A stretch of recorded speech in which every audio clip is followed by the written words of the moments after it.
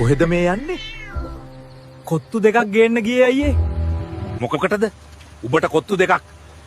එකක් ඔයාට අයියේ. ඇයි මට? අයියේ ගහයි කියලා බය හිතුණා අයියේ. බය වෙන්න එපා බං. මම කොල්ලොන්ට ගහන්නේ නැහැ. මොන වුණත් කිටියෝ මේ ළමයා අපිට කෑම එකක් ගෙනත් නේ. ඉතින් ප්‍රතික්ෂේප කරන්නත් බෑනේ. මම එක කොත්තුවක් ගන්නම්.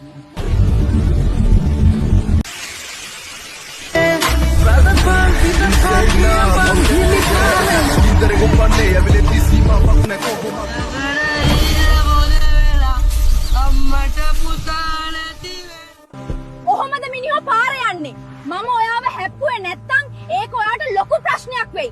තේරුණාද? ඒ බං කිරි කැටියෝ. අර කොත්තුව බඩජාරිකමට ගිල්ලට. දැන් නම් බඩ ඇතුලේ සසී නිසාදී ඒක බාර් නටනවා වගේ.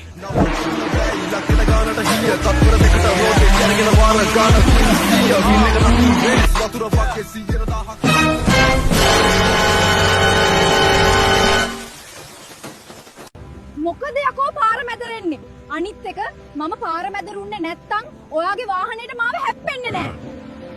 අනිත් එක මං සල්මල් කොඩිතුවක්කුගේ නග්ගි. හරිද? අයියාගේ කොඩිතුවක්කු අරන් එවිත් තියනවා උණ්ඩ පුකෙන් එන්න.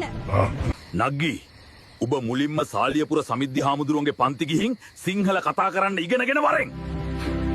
ඇයි යකෝ වචන 10ක් කතා කරොත් 9ක්ම කන පිටනේ?